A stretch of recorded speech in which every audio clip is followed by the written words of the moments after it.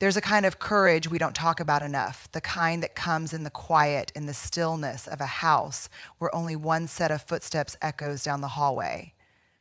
The kind of courage it takes to lay your head on the pillow at night with no one beside you. Society teaches us to measure security by presence, by the warmth of another body, the sound of another breath in the room. But what if true strength isn't found in who stands beside us, but in the resilience we cultivate within ourselves? To sleep alone at home is to confront the deepest parts of ourselves. It is to sit in the silence with no distractions, no one to fill the empty spaces with conversation or laughter. And yet in that solitude, there is an invitation to lean into the discomfort, to hear the thoughts we push away during the day, to remind ourselves that we are whole, even in an empty room. Solitude doesn't mean something is missing. It means we have an opportunity to find fullness within. But let's be honest. Solitude can feel heavy. When the lights are off and the shadows stretch long, our minds start whispering stories. What if something goes wrong? What if I'm not safe? What if I'll always be alone? Fear is clever like that. It takes what is neutral, silence, space, stillness, and fills it with uncertainty. But here's the truth. Our strength is not in avoiding fear, but in facing it, in knowing that we are capable of protecting our peace, that we are our own safe place. There is power in reframing the way we see solitude. Instead of viewing it as isolation, we can see it as sanctuary. Instead of fearing the quiet, we can embrace it as a space for rest, reflection, and renewal. When we allow ourselves to be fully present in our own company, we begin to understand what it means to be at home within ourselves. And when we feel at home within, no external circumstance can make us feel lost. We are often taught that bravery is about bold action, about facing storms and standing in the fire. But sometimes courage looks like turning the key in our own door, walking into an empty house and knowing that we belong there. It's learning to love our own voice in the silence. It's trusting that our presence alone is enough to make a place feel whole. When we find peace in solitude, we discover that we are never truly alone. We are always with ourselves, and that is a relationship worth nurturing. The strongest people I know are not the ones who always have a full house or a packed schedule. They are the ones who can sit in their own presence and not feel lacking.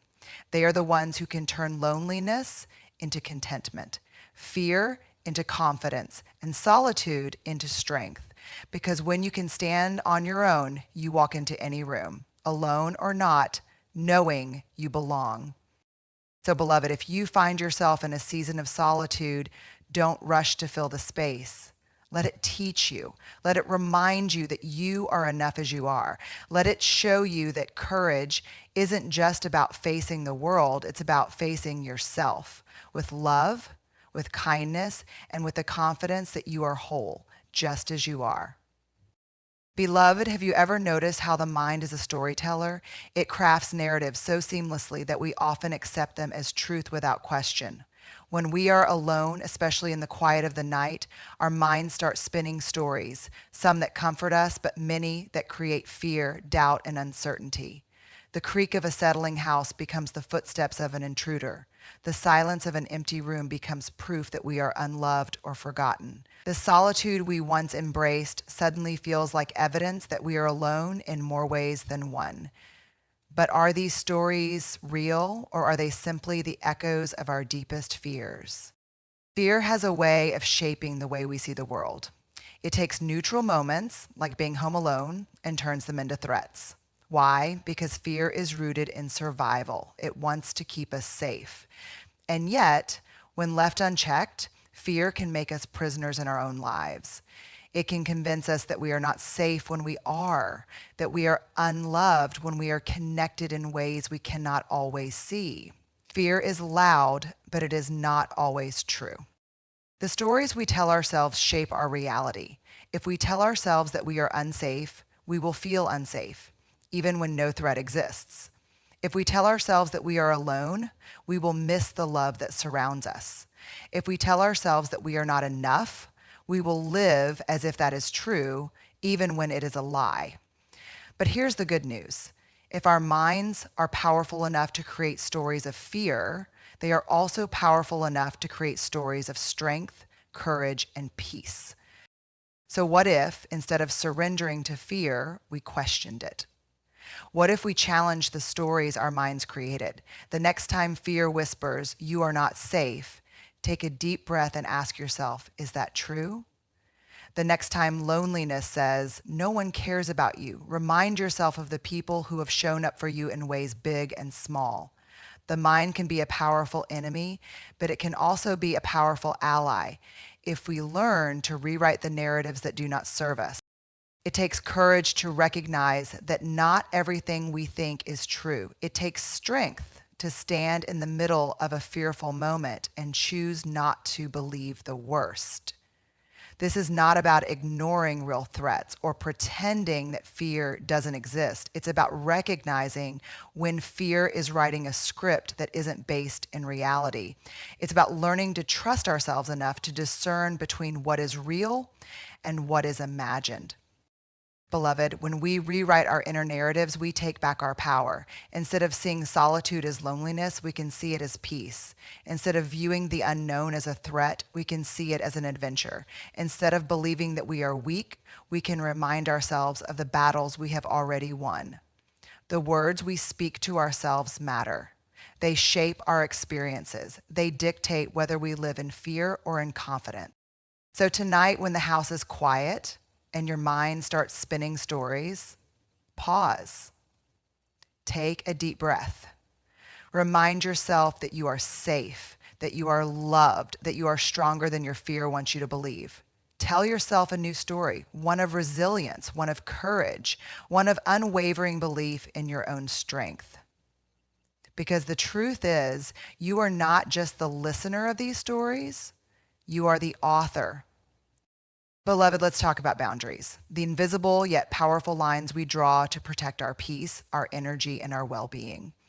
Boundaries are not walls meant to shut people out, nor are they signs of isolation. They are declarations of self-respect, a way of saying, I know what I need to thrive, and I am not afraid to honor that.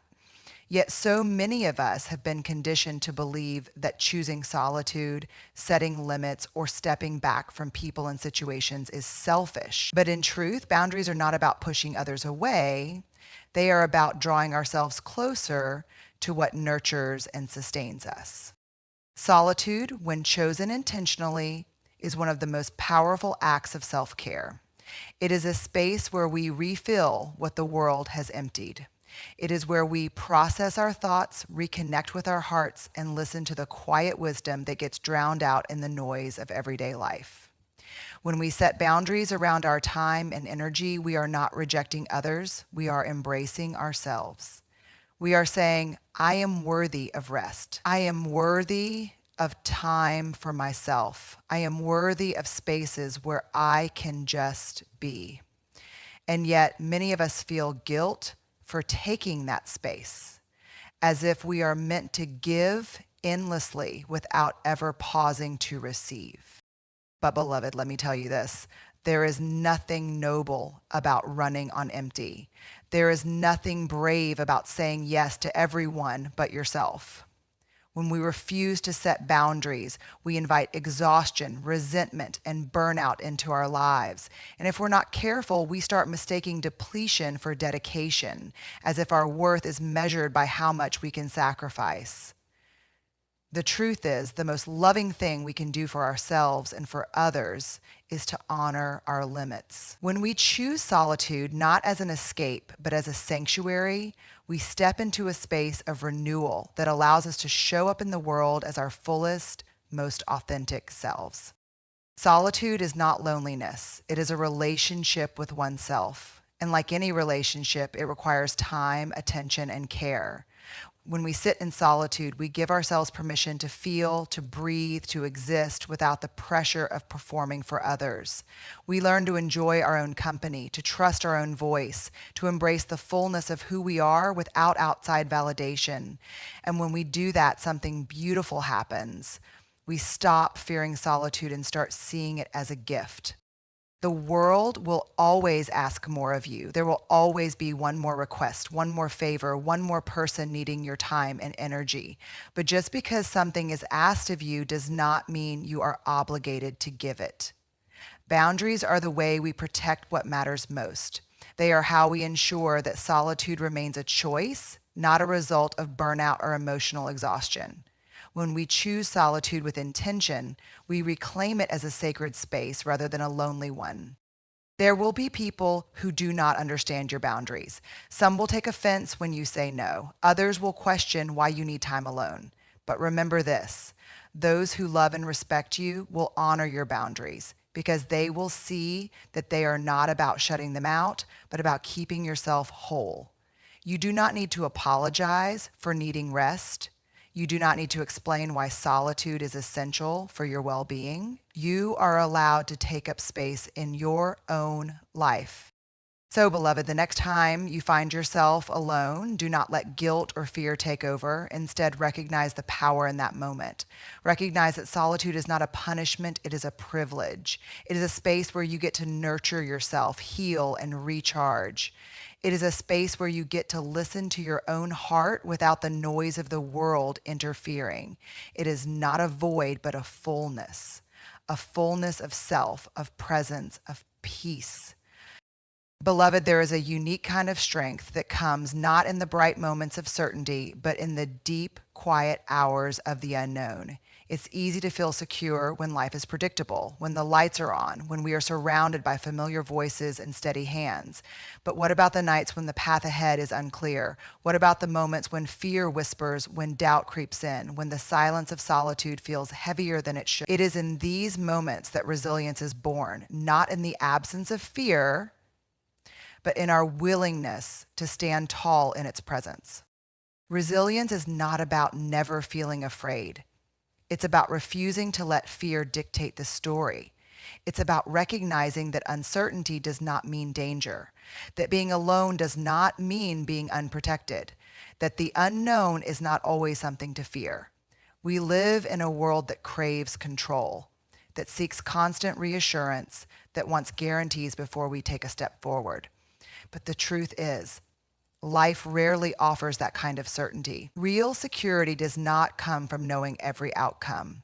It comes from trusting ourselves enough to face whatever comes.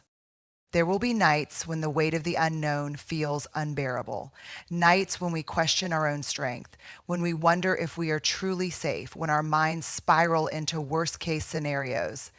And in those moments, we have a choice. We can let fear write the script, or we can anchor ourselves in truth.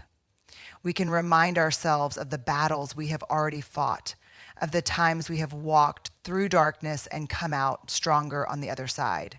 We can trust that we are capable, that we are resourceful, that we are not as fragile as fear would have us believe. Resilience in the dark is about making peace with uncertainty. It's about learning to breathe even when the way forward is unclear. It's about finding security not in what is around us, but in what is within us.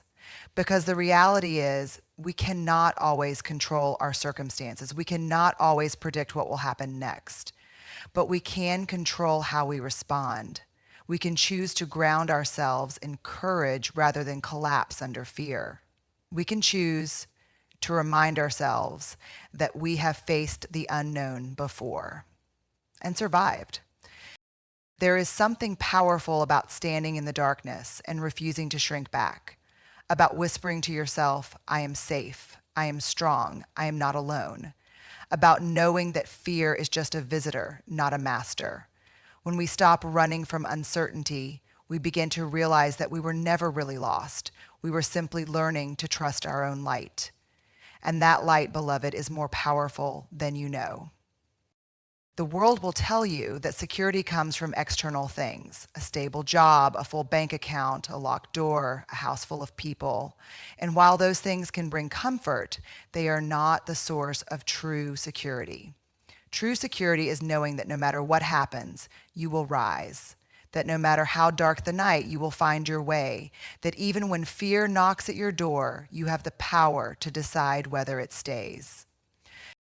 So when uncertainty looms, when the unknown stretches out before you, hold your ground. Remind yourself that you have walked through dark seasons before and you are still here. Remind yourself that resilience is not about having all the answers. It's about having faith in yourself, in your strength, in the truth that you are capable of weathering any storm. Beloved, there is something profoundly powerful about a woman who knows how to own her space, a woman who does not shrink in solitude but expands within it, a woman who understands that being alone is not a punishment but an opportunity, a place where she can hear her own voice clearly, where she can cultivate peace, where she can stand tall, not in the shadow of others but in the fullness of herself. The world has long taught us that a woman alone must be lonely, that an empty room is something to be filled, that quiet moments should be rushed through.